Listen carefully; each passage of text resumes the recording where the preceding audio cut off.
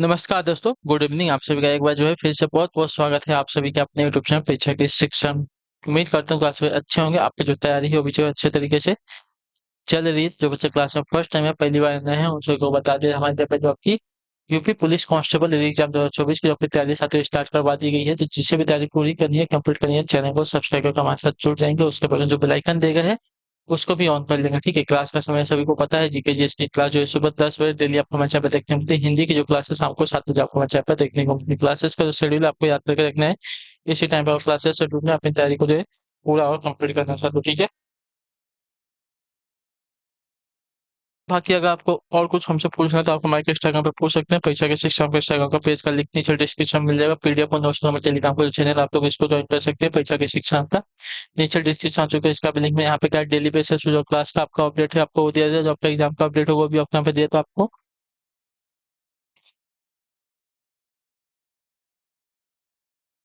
यहाँ पे क्या है डेली बेसिस पे आपको क्लास का अपडेट और एग्जाम का अपडेट जो है मिलते रहता है। ठीक है, तो आप लोग इतना काम कर देंगे। बाकी जो आपका है,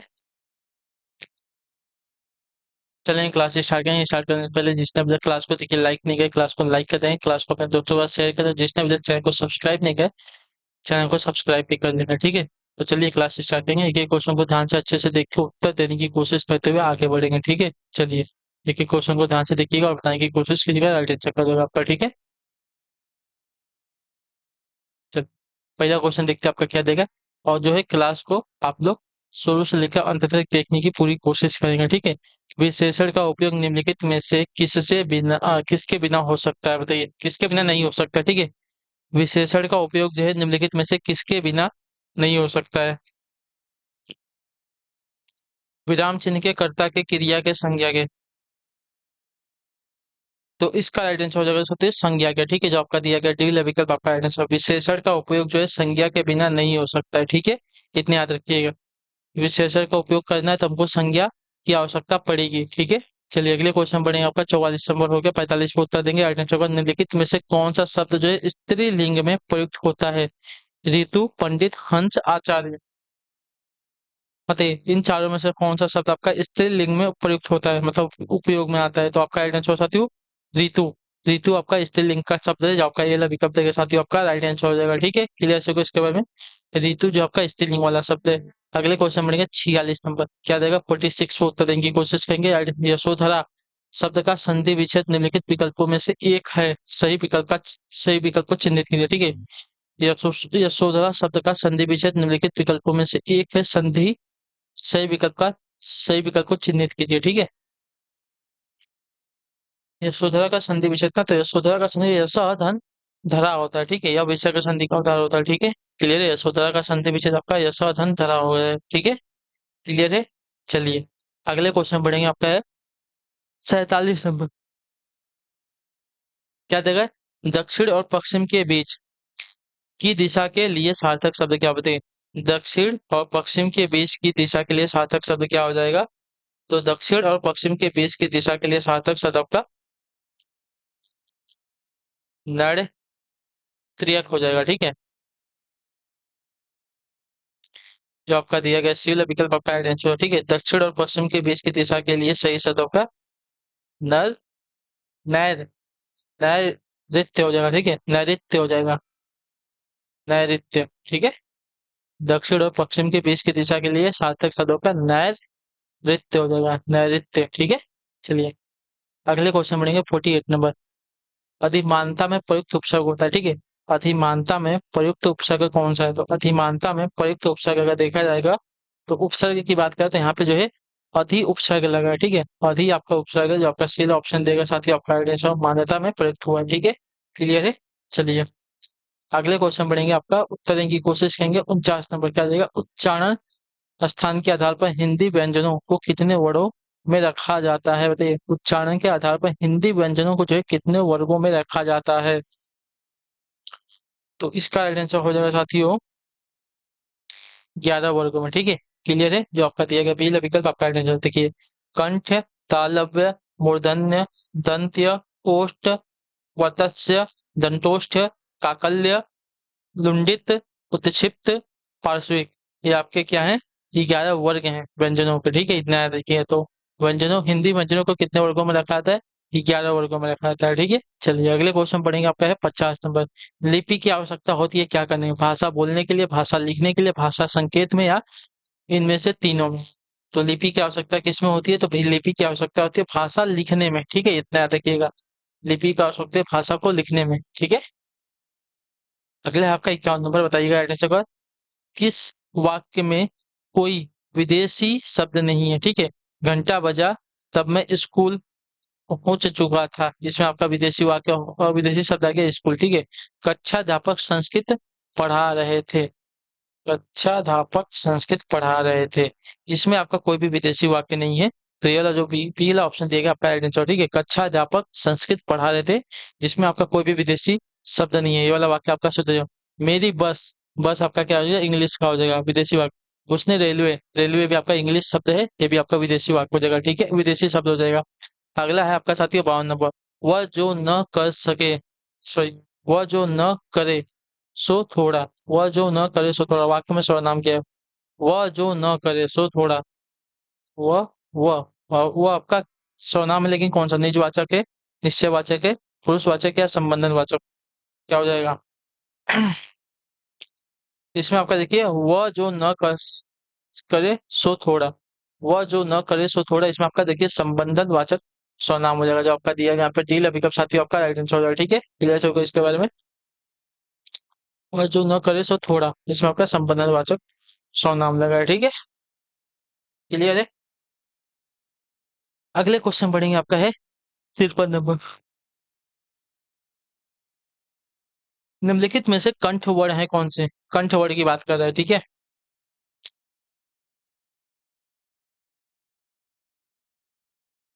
अ, ह, विसर्ग, ये सभी के सभी आपके क्या है? कंठ वर्ण है। ठीक है, जो आपका दिया गया यहाँ पे बी विकल्प आपका आइडेंस हो जाएगा। ठीक, चलिए अगले क्वेश्चन पढ़ेंगे, आपका 54 नंबर। क्या देगा? आविर्भाव का विभिन्नार्थक शब्द निम्नलिखित विकल्पों में से छांटिए। ठीक है, आविर्भाव, आविर्भाव का विलोम शब्द क्या हो जाएगा? तो आविर्भाव का विलोम शब्द आपका तिरोभाव होगा। ठीक है, तिरोभाव जो आपका सी विकल्प के साथ ही आपका आइडेंस हो। ठीक है, आविर्भाव का विभिन्नार्थक आपका तिरोभाव होता है। अगले क्वेश्चन बढ़ेंगे, आपका 55 नंबर, बताने की कोशिश करेंगे 55 पे आइडेंस होगा। जसोदा हरि पालने झुलौवे, हरलौवे दुलौवे महलौवे, जोई सोई कछु कुछ कछु गौवे, उपयुक्त पंक्ति में कौन सा रस है? ठीक है, जसोदा हरि पालने झुलौवे, हरलौवे दुलौवे महलौवे, जोई सोई कछु गावे, इसमें कौन सा रस लगा है साथी? तो इसमें आपका रस देखने जाएंगे, तो इसमें आपका वात्सल्य रस है, जो आपका दिया गया सीला विकल्प साथी आपका राइट आंसर हो जाएगा। ठीक, क्लियर होगा इसके बारे में। चलिए अगले क्वेश्चन बढ़ेंगे, आपका 56 नंबर है, उत्तर देने की कोशिश कीजिएगा, राइट आंसर का। सरस्वती का पर्यायवाची नहीं है, क्या बताइए? सरस्वती का पर्यायवाची शब्द इसमें से कौन सा नहीं है? बताने की कोशिश करेंगे साथियों, राइट आंसर का। सरस्वती का पर्यायवाची नहीं है। ठीक है, वाणी, वीणा पाणी, कमला या शारदा? तो इसमें से जो आपका दिया गया है कमला, कमला आपका जो है लक्ष्मी का पर्यायवाची होता है, सरस्वती का पर्यायवाची नहीं है। ठीक है, इतना याद रखिएगा। क्लियर, चलिए अगले क्वेश्चन पढ़ेंगे, आपका है 57। वाक्य के त्रुटि पूर्ण भाग का चयन करें, त्रुटि रहित होने पर विकल्प डी चुनें। ठीक है, विद्यालय में जलपान को उत्तम प्रबंध है, विद्यालय में जलपान को दिया गया है ना, तो ये विद्यालय में जलपान को जो दिया गया आपका गलत हो जाएगा। ठीक है, इसमें आपकी त्रुटि है, तो बी वाला जो विकल्प देगा आपका आइडेंस हो जाएगा। ठीक, क्लियर होगा इसका है। विद्यालय में जलपान का उत्तम प्रबंध है। ठीक है, जलपान को नहीं होगा। ठीक, चलिए अगला क्वेश्चन आपका है 58 नंबर। हिंदी का प्रथम महाकाव्य किसे माना जाता है? बताइए, हिंदी का प्रथम महाकाव्य किसे माना जाता है? तो हिंदी का प्रथम महाकाव्य माना जाता है आपका पृथ्वीराज रासो को। ठीक है,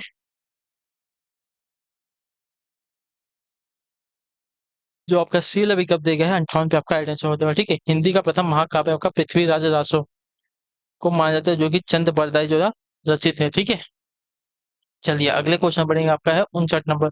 कवि कालिदास की अभिज्ञान शाकुंतलम का हिंदी अनुवाद किसने किया था? बताइए, कवि कालिदास की अभिज्ञान शाकुंतलम शाकुंतलम का हिंदी अनुवाद किसने किया था? तो आपका राइट आंसर यहाँ पे हो जाएगा साथियों, राजा लक्ष्मण सिंह ने। ठीक है, जो आपका दिया गया यहाँ पे डी विकल्प साथियों आपका राइट आंसर हो जाएगा। ठीक है, क्लियर सबको? क्लियर है। फिर अगले क्वेश्चन बढ़ेंगे 60 नंबर, उत्तर देने की कोशिश कीजिएगा 60 पे। जिहि सुमिरत सीधी होई शेष नायक कविवर वंदन, करहु अनुग्रह सोई बुद्धि राशि शुभ गुण सदन उपयुक्त पंक्ति में छंद कौन सा है बताइए। दोहा है, सोरठा है, बराबर है, रोला है। जिहि सुमिरत सिद्धि होई, शेष नायक कविवर वंदन। पदन, ठीक है। करहु अनुग्रह सोई, बुद्धि राशि शुभ गुण सदन। इन पंक्तियों में सोरठा छंद लगा है, ठीक है, जो आपका दिया गया यहाँ पे पीला विकल्प साथी आपका सही उत्तर होगा, ठीक है। क्लियर हो गया यहाँ तक। चलिए क्लियर, फिर अगले क्वेश्चन पे बढ़ेंगे, उत्तर देने की कोशिश करेंगे। आपका 61 नंबर पर आने की कोशिश करेंगे। आपका आंसर बखूबी में कौन सा समास है? बखूबी, बखूबी में समास कौन सा? देखिए बखूबी में आपका जो समास है आपका अव्ययी भाव समास है, ठीक है। बखूबी में आपका अव्ययी भाव समास है, जो आपका पहला ऑप्शन दिया गया साथियों।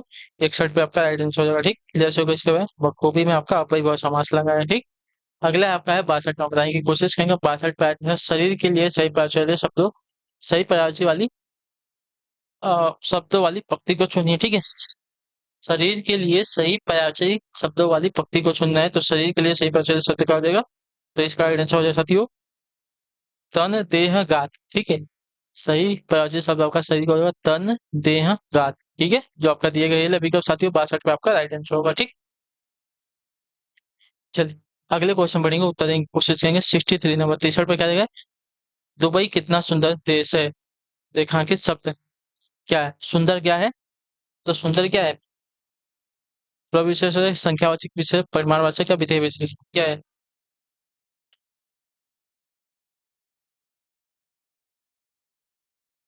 तो सुंदर आपका जो है, जो दिया गया है क्या हो जाएगा?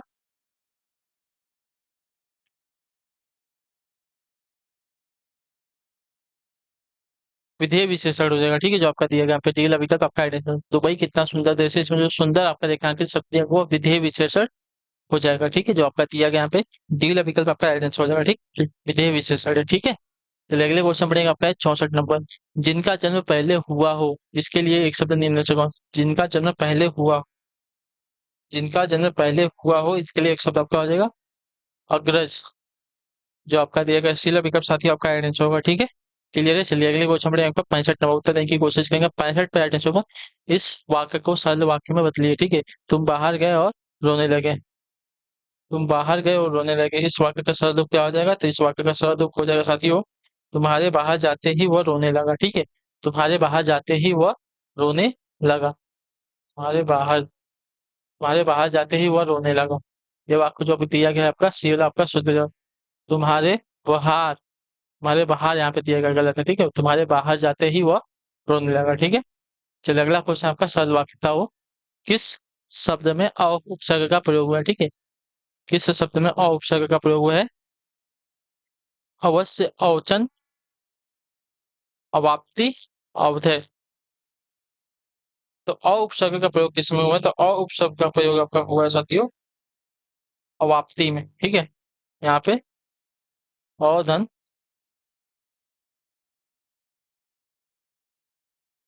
आपकी आपका मूल शब्द है, ठीक है।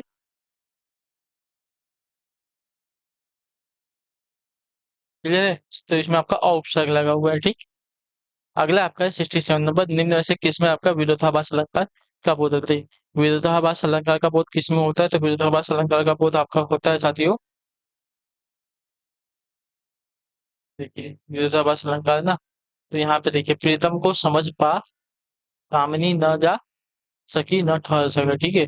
जो आपका डील विकल्प देगा आपका आइडेंटिटी प्रीतम को समझ पा कामिनी न जा सकी न ठहर सकी, प्रस्तुत पंक्तियों का विरोधाभास अलंकार का बोध हो रहा है, ठीक है। जहाँ वास्तविकता, वास्तविक विरोध न होने पर भी विरोध का आभास हो, वहां आपका विरोधाभास अलंकार होता है, ठीक है। इतना याद रखिएगा। प्रीतम को समझ पा कामिनी न जा सकी न ठहर सकी, ठीक है। चलिए इसमें आपका विरोधाभास अलंकार था। अगला है आपका 68 नंबर। न्यून शब्द में संधि कौन सी बताइए? न्यून शब्द में संधि कौन सी है?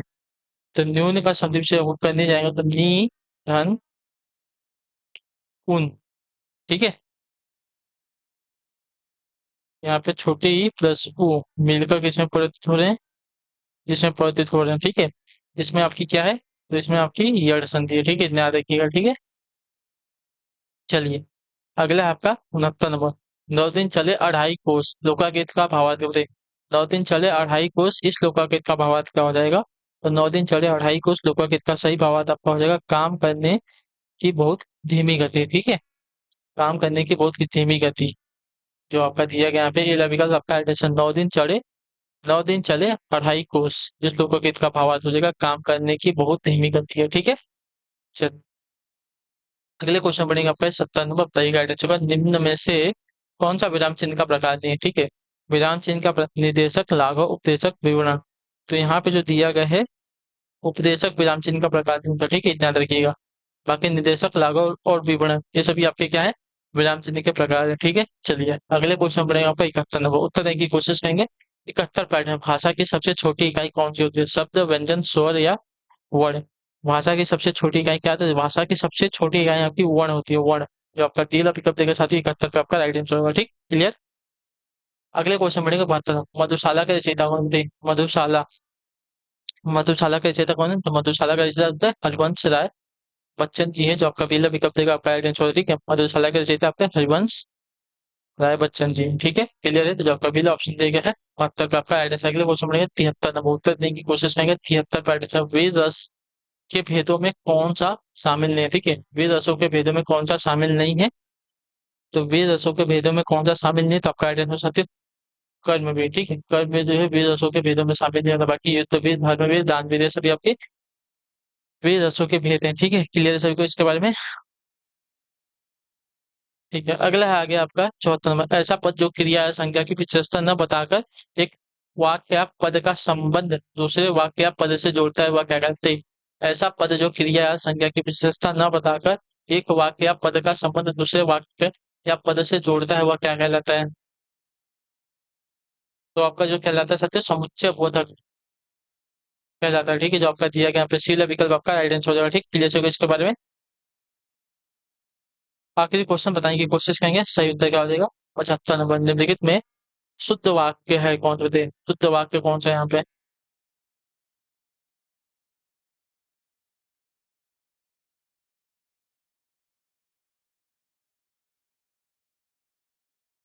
तो देखिए शुद्ध वाक्य अगर देखें, उसे पैतृक संपत्ति में हिस्सा नहीं मिला, ठीक है। ये वाला वाक्य जो देगा आपका शुद्ध है, क्लियर है। उसे पैतृक संपत्ति में हिस्सा हिस्सा नहीं मिला, ये वाक्य जो दिया आपका शुद्ध वाक्य का, ठीक क्लियर। तो चलिए इसी के साथ जो आपकी क्लास है आज की यहीं पे क्या होती है, पूरी होती है, कंप्लीट होती है। आशा करता हूँ कि आप सभी की जो क्लास है अच्छी लगी है, अच्छी लगी है। जो भी लगा होगा आपको नीचे कमेंट में जरूर बताइएगा आपको क्लास कैसी लगी। बाकी आपने जो है कितने क्वेश्चन राइट किए हैं उसका भी आंसर आप लोग हमें कमेंट में देंगे, ठीक है। तो हम आपसे मिलेंगे आपकी अगली क्लास में, कब, जब भी आपकी अगला सेशन होगा उसमें। तब तक आप लोग क्लास को लाइक कर देगा, चैनल पहले चैनल को सब्सक्राइब, और हमें जो है कमेंट में राय जरूर दीजिएगा क्लास के बारे में, ठीक है। तो हम आपसे मिलेंगे आपकी अगली क्लास में, तब तक के लिए टाटा बाय बाय, जय हिंद जय भारत। आपसे क्लास से जुड़ने के लिए बहुत बहुत ही धन्यवाद साथियों।